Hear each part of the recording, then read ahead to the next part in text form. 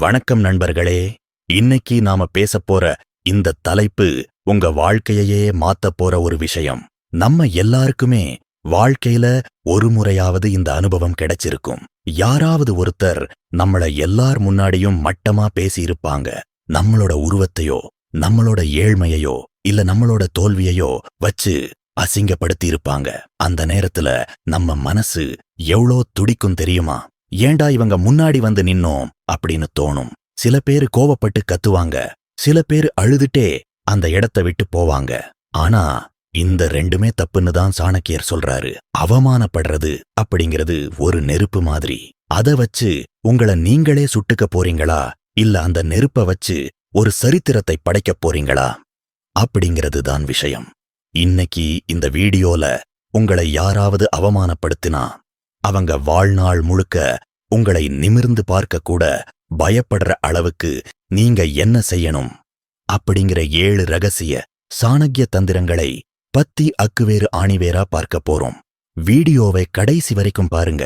ஏன்னா இதுல வர்ற ஒவ்வொரு பாயிண்டும் உங்களை ஒரு பவர்ஃபுல் மனிதனா மாத்தும். முதலாவது விஷயம், அமைதியை கடைபிடித்தல்.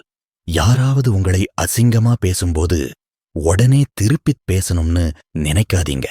ஏன்னா அவமானப்படுத்துறவனோட முதல் வெற்றியே உங்களை கோபப்படுத்துறதுதான்.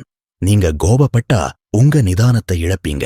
நீங்க நிதானத்தை இழந்தா நீங்க பேசுற வார்த்தைகள் உங்களுக்கு எதிராவே முடியும். சாணக்கியர் என்ன சொல்றாருன்னா, ஒரு முட்டாள் உன்னை தாக்கும்போது நீ மௌனமாக இருந்தால் அந்த முட்டாள் தானாகவே பலவீனமடைவான். ஏன் தெரியுமா? மௌனம் அப்படிங்கிறது ஒரு புரியாத புதிர். நீங்க அமைதியா அவங்க கண்ணை மட்டும் உத்து பாத்தீங்கன்னா எதிராளிக்கு ஒரு பதற்றம் வரும். என்னடா இவன் இவ்வளவு திட்டுறோம், ஒரு வார்த்தை கூட பேச மாட்டேங்கிறான், ஒருவேளை இவன் மனசுக்குள்ள என்ன பிளான் போடுறானோ அப்படின்னு அவங்க பயப்பட ஆரம்பிப்பாங்க. உங்க மௌனம் அவங்களுக்கு ஒரு மரண பயத்தை கொடுக்கும். வார்த்தைகளை விட மௌனத்துக்கு சக்தி அதிகம். இதுதான் முதல் தந்திரம். இரண்டாவது விஷயம், எதிராளியின் பலத்தை உங்களது பலமாக மாற்றுங்கள். உங்களை அவமானப்படுத்துறவன் எதை வச்சு உங்களை தாக்குறான் அப்படிங்கிறதை கவனிங்க. உங்ககிட்ட பணம் இல்லைன்னு சொல்றானா இல்ல உங்களுக்கு அறிவு இல்லைன்னு சொல்றானா?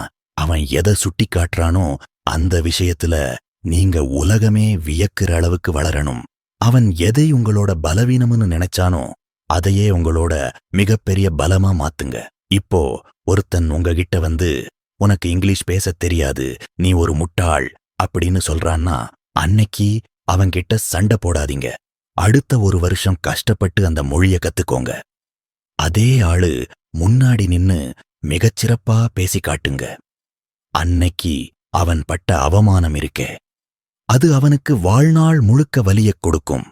நீங்க செய்யற இந்த காரியம்தான் அவனுக்கு நீங்க கொடுக்கிற மிகப்பெரிய பதிலடி. மூன்றாவது விஷயம், உங்கள் தோல்வியை யாருக்கும் காட்டாதீர்கள். சாணக்கியர் சொல்றாரு, உன் மனக்காயங்களை யாரிடமும் காட்டாதே, அது உனக்கு எதிராகவே பயன்படுத்தப்படும். உங்களை அவமானப்படுத்தினதுக்கு அப்புறம் நீங்க சோகமா உட்கார்ந்திருந்தாலோ இல்ல ஸ்டேட்டஸ் போட்டு உங்க கவலைய வெளிப்படுத்தினாலோ அவமானப்படுத்தினவன் ரொம்ப சந்தோஷப்படுவான். பார்த்தியா, நான் சொன்ன ஒரு வார்த்தை அவனை எப்படி உடைச்சிருச்சு அப்படின்னு அவன் பெருமைப்படுவான். அதுக்கு பதிலா அவன் முன்னாடி முன்னை விட ரொம்ப சந்தோஷமா இருங்க. எவ்ளோ பெரிய அவமானம் நடந்தாலும் சரி, உங்க முகத்துல ஒரு சின்ன புன்னகை எப்பவும் இருக்கணும். உங்களை காயப்படுத்தவே முடியாதுன்னு அவன் தெரிஞ்சுக்கிட்டான்னா அடுத்த தடவை உங்க பக்கமே வரமாட்டான். உங்களை உடைக்க நினைச்சவன் முன்னாடி நீங்க கம்பீரமா நிக்கிறதுதான் அவனுக்கு கிடைக்கிற தோல்வி. நான்காவது விஷயம், உங்களை ஒரு பிராண்டாக மாற்றுங்கள். சாணக்கிய நீதி என்ன சொல்லுதுன்னா, ஒரு ராஜாவா இருந்தா மட்டும் போதாது, அந்த ராஜாவுக்கான தகுதியும் கம்பீரமும் உங்ககிட்ட இருக்கணும். உங்களை யாரும் மதிக்க மாட்டேங்கிறாங்களா? அப்போ உங்க தகுதிய உயர்த்திக்கோங்க. நீங்க ஒரு சாதாரண ஆளா இருக்கிற வரைக்கும் தான் எல்லாரும் உங்களை துச்சமா நினைப்பாங்க. ஆனா நீங்க ஒரு உயர்ந்த பதவியிலையோ இல்ல மிகப்பெரிய ஒரு பிசினஸ்மேனாவோ ஆகிட்டீங்கன்னா உங்களை அன்னைக்கு அசிங்கப்படுத்தினவன் இன்னைக்கு உங்ககிட்ட அப்பாயின்ட்மெண்ட் வாங்கிட்டு வந்து நிப்பான். தகுதி இல்லாதவனுக்கு தான் அவமானம் கிடைக்கும். அதனால உங்களை நீங்களே செதுக்க ஆரம்பிங்க. உங்க ஆளுமை, உங்க பேச்சு, உங்க உடை, உங்க அறிவு எல்லாத்துலயும் ஒரு தரம் இருக்கணும். நீங்க வர்ற இடமே ஒரு பாசிட்டிவ் எனர்ஜியால நிறையணும். அப்படி ஒரு பிராண்டா நீங்க மாறும்போது உங்களை அவமானப்படுத்த யாருக்கும் தைரியம் வராது. 5வது விஷயம், மன்னிப்பதே மிகப்பெரிய தண்டனை. இது கேட்கறதுக்கு கொஞ்சம் வித்தியாசமா இருக்கலாம். என்னங்க, அவமானப்படுத்தினவனை போய் மன்னிக்க சொல்றீங்களே அப்படின்னு நீங்க நினைக்கலாம். ஆனா சாணக்கியர் என்ன சொல்றாருன்னா, பழி வாங்கறதுக்காக உங்க நேரத்தை செலவு பண்றது வேஸ்ட். ஒருத்தனை மன்னிச்சு விட்டுட்டீங்கன்னா நீங்க அவங்கள விட உயர்ந்த இடத்துல இருக்கீங்கன்னு அர்த்தம். ஆனா அந்த மன்னிப்பு எப்படி இருக்கணும் தெரியுமா? நீ ஒரு ஆளே கிடையாது, உன்கிட்ட சண்டை போட்டு என் நேரத்தை வீணடிக்க விரும்பல அப்படிங்கிற ஒரு உயர்ந்த இடத்துல இருந்து நீங்க மன்னிக்கணும். நீங்க அவங்கள கண்டுக்காம விடுறதுதான் அவங்களுக்கு கிடைக்கிற மிகப்பெரிய அடி. ஒருத்தன் உங்களை அசிங்கப்படுத்தும் போது நீங்க அவங்கள ஒரு பொருட்டாவே மதிக்கலன்னா அவன் அந்த இடத்துல 0 ஆகிடுவான். அவனை நீங்க சட்டை பண்ணாம போறதுதான் அவனுக்கு வாழ்நாள் முழுக்க உறுத்திக்கிட்டே இருக்கும். 6வது விஷயம், உங்கள் ரகசியங்களை காப்பாற்றுங்கள். உங்களை அவமானப்படுத்துறவங்க பெரும்பாலும் உங்க கூடவே இருந்தவங்களாதான் இருப்பாங்க. உங்களுக்கு நெருக்கமானவங்களுக்கு மட்டும்தான் உங்க பலவீனம் தெரியும். சாணக்கியர் ஒரு எச்சரிக்கை கொடுக்கிறாரு. உன் ரகசியத்தை உன்னாலேயே காக்க முடியலன்னா மத்தவங்க காப்பாத்துவாங்கன்னு எப்படி எதிர்பார்க்கிற? உங்களை அவமானப்படுத்துறவன் உங்க ரகசியங்களை வச்சுதான் விளையாடுவான். அதனால இனிமேலாவது யாருகிட்டையும் உங்க எல்லா விஷயத்தையும் கொட்டாதீங்க. நீங்க என்ன பிளான் பண்றீங்க, உங்களோட அடுத்த மூவ் என்ன அப்படிங்கிறது யாருக்கும் தெரியக்கூடாது. நீங்க என்ன செய்றீங்கன்னு தெரியாமலே எதிரி குழம்பணும். உங்களோட அந்த மர்மம்தான் உங்களை ஒரு பவர்ஃபுல் ஆளா காட்டும். 7வது விஷயம், காலத்தின் மீது நம்பிக்கை வையுங்கள். எல்லாத்துக்கும் ஒரு காலம் வரும். சாணக்கியர் ஒரு அழகான விஷயம் சொல்லுவாரு. காலம் எல்லாவற்றையும் தீர்மானிக்கும்.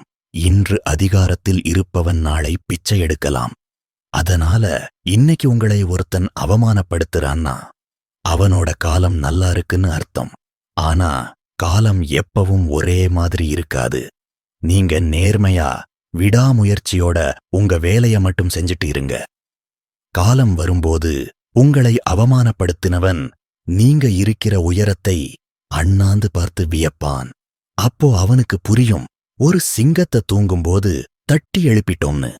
நீங்க எடுக்கிற ஒவ்வொரு வெற்றியும் அவனோட கன்னத்துல விழுகிற அறையா இருக்கணும். நண்பர்களே, இப்போ நான் சொன்ன இந்த 7 விஷயங்களும் வெறும் வார்த்தைகள் இல்லை. இது பல 1000 வருஷமா ராஜாக்களும் சாதனையாளர்களும் பயன்படுத்தின தந்திரங்கள். அவமானம் அப்படிங்கிறது ஒரு விதை மாதிரி. அதை மனசுக்குள்ள போட்டு புதைச்சு வச்சீங்கன்னா அது உங்களை அழிச்சிரும். ஆனா அதை உரம் ஆக்கினீங்கன்னா நீங்க ஒரு பெரிய ஆலமரமா வளருவீங்க. யாராவது உங்களை மட்டமா பேசுறாங்களா, சந்தோஷப்படுங்க. ஏன்னா நீங்க வளர போறீங்கன்னு அர்த்தம். ஒரு கல்லு அடி வாங்கினாதான் சிலையாகும். நீங்க இப்போ வாங்குற ஒவ்வொரு அவமானமும் உங்கள ஒரு அழகான சிலையா மாத்திக்கிட்டு இருக்கு. இனிமே யாராவது உங்களை அவமானப்படுத்தினா நான் சொன்ன மாதிரி அமைதியா ஒரு சிரிப்பு சிரிங்க. அந்த சிரிப்புலயே அவங்க செத்துருவாங்க. உங்க வெற்றிதான் அவங்களுக்கு நீங்க கொடுக்கிற மரண அடி. இந்த வீடியோ உங்க வாழ்க்கையில ஒரு சின்ன மாற்றத்தையாவது உண்டாக்கும்னு நான் நம்புறேன். இந்த வீடியோ பிடிச்சிருந்தா லைக் பண்ணுங்க. உங்க கருத்துக்களை கமெண்ட்ல சொல்லுங்க. முக்கியமா உங்களை அவமானப்படுத்தினவங்க முன்னாடி நீங்க ஜெயிச்சு காட்டுவீங்கன்னு எனக்கு ஒரு ப்ராமிஸ் பண்ணுங்க. வாழ்க்கை ரொம்ப சின்னது. மத்தவங்க பேச்ச கேட்டு கவலைப்படுறதுக்கு நமக்கு நேரமே இல்ல. எழுந்து நில்லுங்க, சாதிக்க ஆரம்பிங்க. உலகம் உங்களை பார்த்து வியக்கும் காலம் கூடிய சீக்கிரம் வரும். இது போன்ற யூஸ்ஃபுல்லான வீடியோஸ்க்கு நம்ம பி பெட்டர் சேனலை சப்ஸ்கிரைப் பண்ணி வச்சுக்கோங்க. அடுத்த ஒரு அருமையான வீடியோல உங்களை சந்திக்கிறேன். நன்றி.